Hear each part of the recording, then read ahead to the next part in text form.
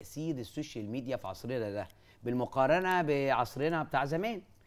ايه رأيك على فكرة بقى؟ ما كانش زمان قوي والله. مش زمان قوي، يعني لا والله لا العظيم ما يعني كان زمان قوي. نقول تسعينات، التسعينات مش هنقول التسعينات. يعني كنا فاكر الفترة دي احلى فترة في يا التاريخ. لهوي، ننزل كده نجيب، كان بما اني في مدينة نصر كنت، فكان في واحد في عباس العقاد كده ننزل معروف. نشتري منه الشرايط بقى ونسمعها. كوكتيلات. الله، نعمل لستة كده، ياه. نعمل لستة باسامي المطربين: ايهاب توفيق، مصطفى قمر، هشام عباس، حميد يا الشاعري، سلام. عمرو دياب. ده بقى كان محمد قصة تانية. فؤاد. لا عمرو دياب ده عمرو كان دياب تالي بالبات ألبوم بقى لوحده. عند بتاع الكاسيت لا، قبلها وليه حاجة بليلة، اقسم لوحده. بالله. في جامعة الدول. ايوه والراجل اللي في المهندسين. ايوه عارفاه برضه انا الراجل وكان في ده. حاجه بقى كمان، كان في شريط عمرو دياب فيه اللي بينزل المتسرب، اللي هو النسخه الكواليتي الضايعه دي، كنا بنشتريه برضه. ايوه عشان ونستنى ناخد نسمع. الكواليتي الجامده. لا، وعمرو دياب دايما عندنا مرتبط يا جماعه يا بالمعموره، لهوي. بالعجمي، باسكندريه. طبعا مؤخرا بقى الساحل. يعني احنا دايما كل صيف بنستنى عمرو دياب بان هو ينزل الالبوم بتاعه.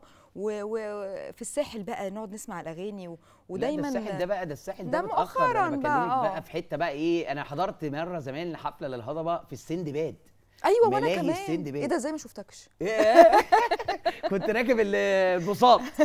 عارفه البساط اللي كان بيخوفني جدا. فاكر الزحليقه اللي هي كانت وبيت الرعب الاهبل ده. السجاده، اسمها السجاده صح؟ كان اسمها يا لهوي كنت بموت فيها. في دوده وفي سجاده وفي البساط الساحلي. طب ايوه اللي هو بس السندباد دي كانت عالم بقى يا جماعه، كانت عالم بجد. قفلت متهيألي دلوقتي. قفلت مع الاسف يا خساره. وفاكر المرايات اللي كنا بندخل نلاقي نفسنا تخين ورفيعين زي الابلكيشنز دلوقتي. كانت فظيعه. كانت ايام بقى، ونروح ناكل حاجات حلوه وبتاع. كانت بجد احلى ايام في الدنيا. الله. وكنا نقعد بقى ناكل حلويات مصريه زمان. يعني ما كانش فيه بقى الحاجات المستورده دي، كان لازم حد يجي من بره يجيب لك. كان في السندباد في التفاحه دي، فاكرها؟ ايوه اللي كانت بتلزق ما نقدرش نكملها دي.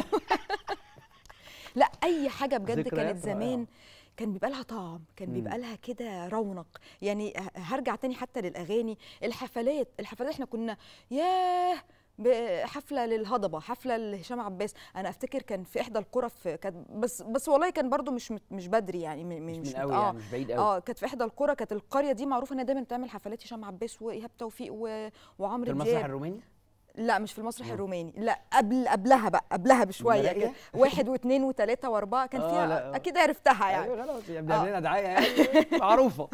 ما بقاش حد بيروح دلوقتي. ما حدش بقى بيروحوا بقى خلاص عند سيدي عبد الرحمن والحتت اللي هناك دي. لكن الحفله دي مثلا، افتكر الحفله دي كانت للهضبه عمرو دياب.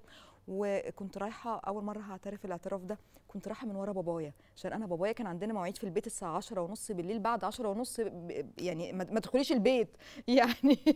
ايوه اسمع بنتك يا حاج سعيد، فضيحه بعد لا خلاص، انا دلوقتي خلاص يا بابي، انا كبرت يعني خلاص. لا بس والله اعتراف يعني إن لا انا برضو عملت بقى زمان قبل ما اشتغل يعني، برضو كنت صغير. ففي حفله للهضبه كانت في مارينا، وكانت خلاص قفلوا الباب بقى، رحنا متاخر فاتضايقنا جدا. يعني ايه يعني مش هندخل؟ فرشينا واحد نططنا من على السور.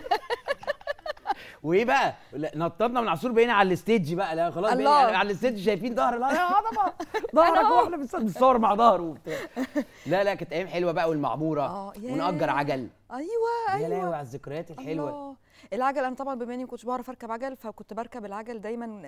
كنا بنسافر بقى مع عماتي وعمي وخلاني وبتاع، فكلهم بقى ماسكين العجل وراكبين، وانا يا عيني مش عارفه اسوق. ليه ما بتعرفيش تركبي عجل؟ ما بعرف. انا لا بعرف اسوق عجل ولا بعرف اعوم. غالبا عربيات برضه ما مالكيش فيها يعني، ما بلاش فضايح بقى. لو اصور لكم العربيه مخبطه من كل ناحيه وازاز مكسور حاجه كده ما شاء الله. لا بحب اركب عجل جدا، بس بسندات يا شيخه. عادي جدا. كوميدي جدا. استمتع، مش بستمتع. سندات خلاص. ازاي يعني؟ لغايه النهارده بالسندات وحياه ربنا والله العظيم. لا ما تركبيش بقى عشان شكلك كده كوميدي جدا.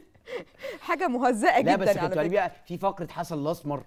حسن الاسمر الله يرحمه، ده كان فنان جامد جدا طبعا. جدا جدا بامانه يعني. انا بحب كتاب حياتي يا عين دي كسرت مصر. وبحلم وانا صاحي. يا نهار ابيض. واعمل لك ايه يا خرابي. وانا الواد الجن. يا ده والدي اللي كاتبها بجد. كانت في مسرحيه حمد كانت في مسرحيه، كنت لسه اقول لك في مسرحيه.